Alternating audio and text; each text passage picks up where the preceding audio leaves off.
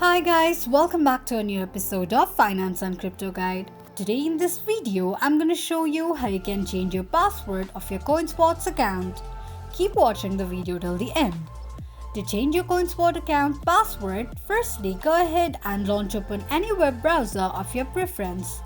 On the search box at the top, type in coinspot.com.au and make a search. Log into your Coinspot account and the homepage of Coinspot will appear on the screen. Click on your profile icon at the top right corner of the page. From the drop-down, tap on Security option. On the next page, click on Change Password. Enter your old password, create a new password and confirm your new password by re-entering it and tap on Save.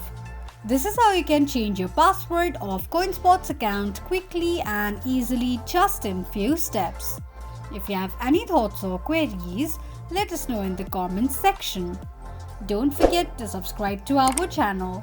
Also press the notification bell icon so that YouTube will notify you whenever we post a new video. I hope this video was helpful to you.